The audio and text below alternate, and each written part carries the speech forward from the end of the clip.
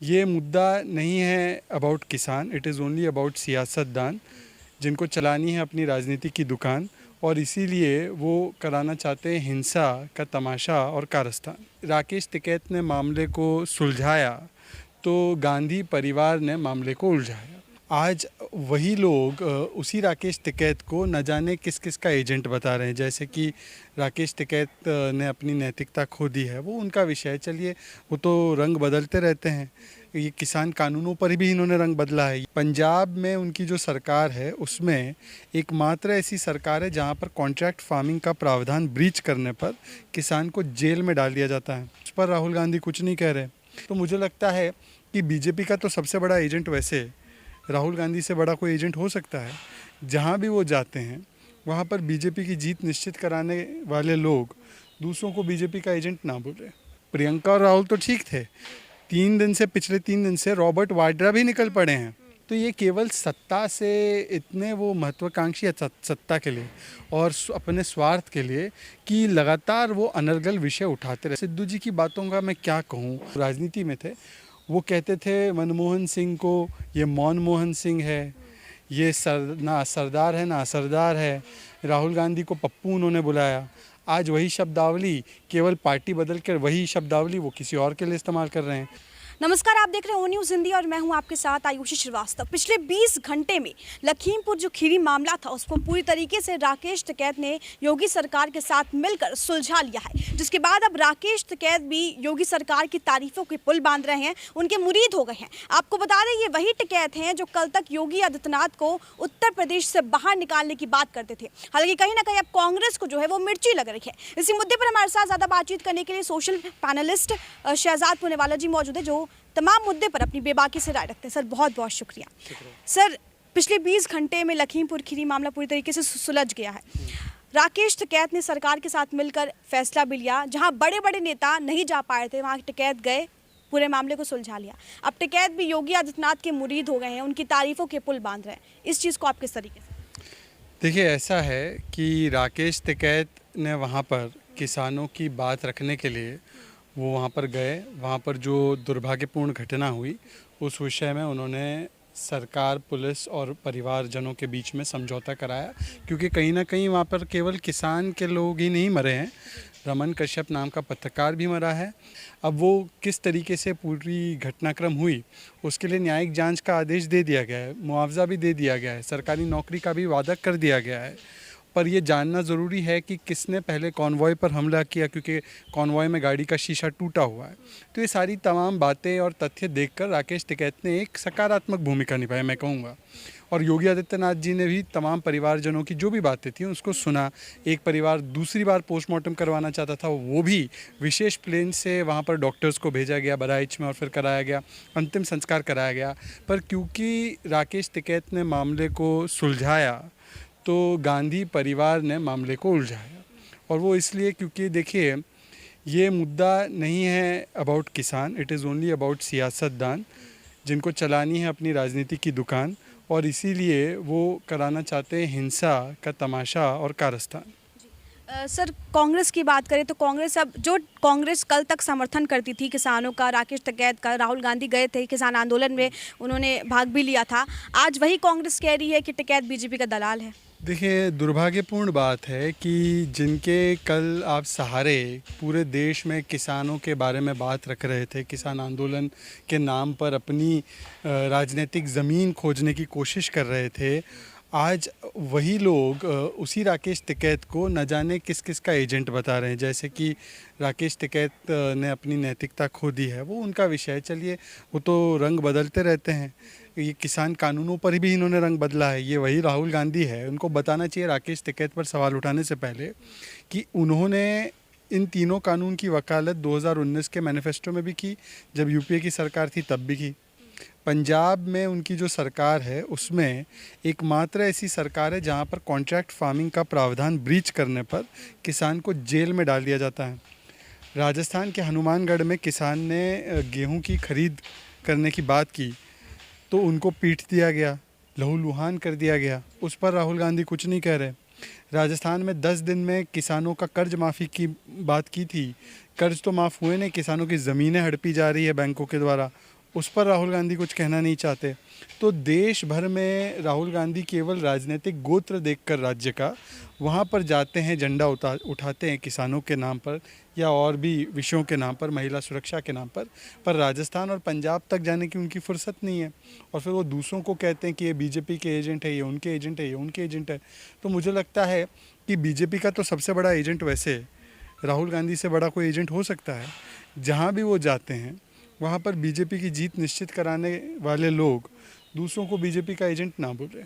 Sir, Congress की बात करें तो राहुल गांधी आज लखीमपुर जा रहे हैं खीरी, और प्रियंका गांधी की बात करें तो वो पहले ही पहुंच गई थी अपना समर्थन देने या फिर कहीं ना कहीं राजनीतिक जो उल्लू है उसको सीधा करने। झाड़ू लगाती भी वो दिखाई दी, वीडियो भी देखा गया, कल औपचारिक तौर से उन्हें गिरफ्तार भी कर लिया गया था। आप इसको किस तरीके से देखते हैं? क्योंकि जब बात होती है, कहीं भी कुछ मामला होता है उत्तर प्रदेश में, तो वो पहुँच जाते हैं, कांग्रेस पहुँच जाती है।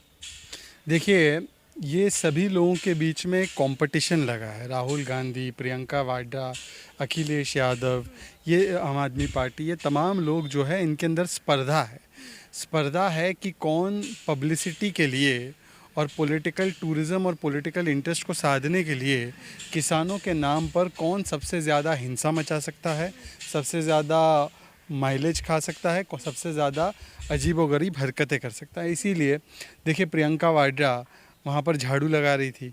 अब प्रियंका वाड्रा जी से पूछना चाहिए कि वहाँ पर झाड़ू लगाने से अच्छा हनुमानगढ़ जाती और वहाँ पर भी झाड़ू लगाती कि किस तरीके से किसानों को पीटा गया। तो वहाँ पर उनको नहीं जाना है।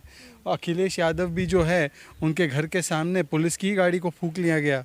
तो इस तरीके से सभी लोगों के बीच में, क्योंकि उनको पता है कि 2022 में चुनाव आने वाले हैं और चुनावों में किसी न किसी तरीके से किसानों के नाम पर अपनी राजनीतिक ज़मीन जो खोती जा रही है, खिसकती जा रही है, उसको बचाने के लिए ये हर एक व्यक्ति नया नया ड्रामा करता है और हर दिन एक नया व्यक्ति। इसके अलावा मैं आपको ये भी बता दूं, प्रियंका और राहुल तो ठीक थे, पिछले 3 दिन से रॉबर्ट वाड्रा भी निकल पड़े हैं।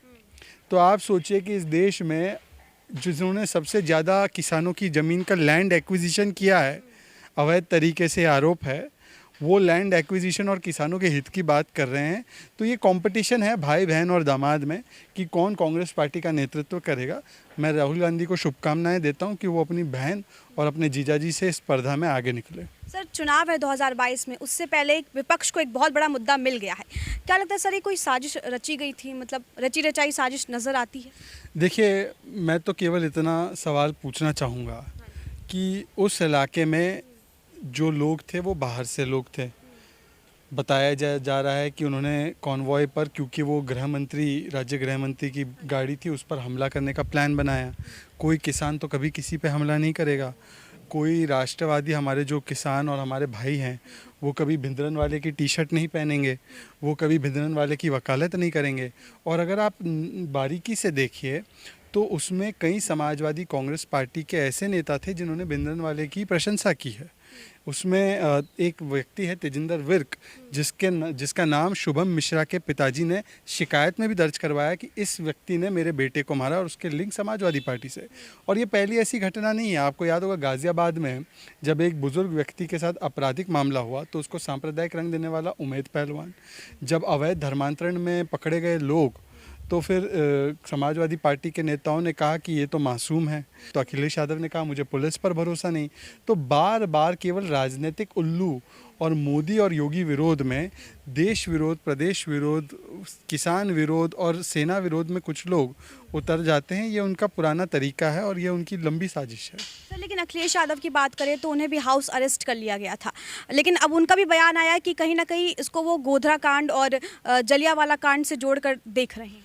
देखिए, एक तरीके से मैं आपको एक चीज़ कहूँगा कि अभी तक ये साबित नहीं हुआ है कि जिस 4 किसान और 4 अन्य लोग मारे गए, ये तो हकीकत है, पर ये किस पृष्ठभूमि में हुआ, किस परिप्रेक्ष्य में हुआ, इसका संदर्भ क्या था, किसने कॉन्वॉय पे हमला किया, या जैसे बताया जा रहा कॉन्वॉय ने उन पे गाड़ी चढ़ाई, ये जो भी है, ये सारी चीज़ें अब उसकी न्यायिक जांच हो रही है।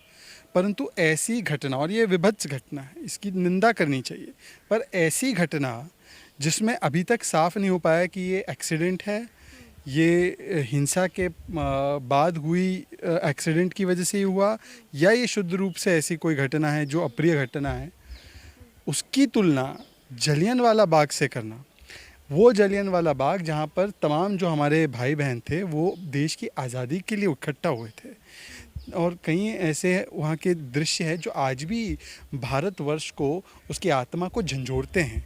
अभी अभी हमने देखा कि जलियांवाला बाग के मेमोरियल के माध्यम से कैप्टन अमरिंदर सिंह और प्रधानमंत्री ने श्रद्धांजलि भी अर्पित की। हम उसकी श्रद्धांजलि की वर्षगांठें मनाते हैं, उसको याद करते हैं किस तरीके से हमारे उन स्वतंत्रता वीरों ने अपनी जान को गंवाया ताकि देश आज़ाद हो सके। तो ऐसे घटना की जिसकी पुष्टि अभी तक नहीं हो पाई है, उसकी तुलना अगर आप जलियांवाला बाग से करें तो मुझे लगता है कि ये जलियांवाला बाग की जो हम लोग श्रद्धांजलि देते हैं, जो उसकी यादगिरी हमारे साथ है, उसका अपमान करने का काम कहीं ना कहीं करने की कोशिश की जा रही है। ये नहीं होना चाहिए। सर, अगर हम बात करते हैं कांग्रेस की, तो नवजोत सिंह सिद्धू भी लगातार बीजेपी पर आरोप लगा रहे हैं। अब तक हम हटेंगे नहीं पंजाब में जहाँ किसान बैठे हुए हैं, इसको आप किस तरीके? देखिए, सिद्धू जी को तो पहले वो ये सब इसलिए बोल रहे हैं क्योंकि उनको पता है कि उनकी बहुत जल्द जगह खाली कर देने वाले हैं। चन्नी जी से उन्होंने चाहा कि चन्नी जी उनके रिमोट कंट्रोल की तरह चले। अब एक दलित मुख्यमंत्री को इस तरीके से उन्होंने ट्रीट करने की कोशिश की, और जब दलित मुख्यमंत्री ने कहा कि मैं ऐसा नहीं चलूँगा, तो आज उनको अपना इस्तीफ़ा जो उन्होंने पेश किया था वो वापस एक तरीके से लेना पड़ रहा है और मुंह की खानी पड़ रही है। पहले उन्होंने कैप्टन अमरिंदर सिंह के खिलाफ माहौल बनाया, फिर चन्नी जी के खिलाफ माहौल बनाया। तो ये केवल सत्ता से इतने वो महत्वाकांक्षी है सत्ता के लिए और अपने स्वार्थ के लिए कि लगातार वो अनर्गल विषय उठाते रहते हैं। और सिद्धू जी की बातों का मैं क्या कहूँ, सिद्धू जी के पुराने वीडियोज़ चलते हैं बहुत, जब वो कॉमेडी शो की बात नहीं कर रहा हूँ, वैसे आज भी ऐसे लगता है कॉमेडी शो में ही है, परंतु उनके पहले जब वो राजनीति में थे वो कहते थे मनमोहन सिंह को ये मौनमोहन सिंह है, ये ना सरदार है ना असरदार है। राहुल गांधी को पप्पू उन्होंने बुलाया। आज वही शब्दावली, केवल पार्टी बदल कर वही शब्दावली वो किसी और के लिए इस्तेमाल कर रहे हैं। तो मुझे लगता है कि सिद्धू जी जैसे जो राजनीतिक व्यक्तित्व होते हैं, इनकी भूमिका जो है राजनीति में हंसी मजाक, उपहास, कॉमेडी नाइट्स विद सिद्धू के लिए ज़्यादा होता है। इनको सीरियसली कोई नहीं लेता। सर, एक आखिरी सवाल आपसे पूछ लेते हैं, टिकैत का रंग कैसे बदल गया? क्योंकि कल तक जो विद्रोह की बात करता था, मैं बीजेपी के खिलाफ लड़ूंगा उत्तर प्रदेश में, ये बात करता था, आज रंग कैसे बदल गया? देखिए, वो तो टिकैत जी से ही पूछना चाहिए कि उन्होंने रंग बदला है या उन्होंने सच्चाई और हकीकत जो है उसको माना है। और मुझे लगता है कि जो भी सच्चाई देखेगा वो ये महसूस करेगा कि मिनिमम सपोर्ट प्राइस की एक मांग लेकर चल रहे किसान। स्वामीनाथन कमेटी की रिपोर्ट आई 2008 में, 2014 तक यूपीए ने लागू नहीं किया। यशस्वी प्रधानमंत्री नरेंद्र मोदी जी ने इसको लागू किया। इसकी प्रशंसा खुद डॉक्टर MS स्वामीनाथन ने की। आज जो खरीद MSP पर हो रही है, यूपीए की सरकार में जितनी भी खरीद हुई उससे कई गुना ज़्यादा है, कई ज़्यादा दाम पर खरीद हो रही है। ये हकीकत है। आज जो किसानों के लिए अभूतपूर्व काम किए गए हैं, किसान सम्मान निधि से लेकर सॉइल टेस्टिंग, हेल्थ कार्ड, ये सारी चीज़ें पब्लिक डोमेन में हैं। तो मुझे लगता है कि कहीं ना कहीं राकेश टिकैत जी को भी एहसास होता ही होगा कि कब तक झूठ का सहारा लेंगे और कब तक देश के खिलाफ केवल मोदी विरोध में बोलते रहेंगे। तो हो सकता है कि उनको आज मोदी विरोध से ज़्यादा ज़रूरी देश के साथ खड़ा होना, उत्तर प्रदेश के साथ खड़ा होना महसूस हो रहा हो, और अगर ऐसा है तो उसका स्वागत है। सर, बहुत बहुत शुक्रिया हमसे बातचीत करने के लिए। तो ये थे शहजाद पूनेवाला जी, जिन्होंने हमसे इस मुद्दे पर खास बातचीत की। तमाम अपडेट्स के लिए आप बने रहिए ओ न्यूज़ हिंदी के साथ। जय हिंद।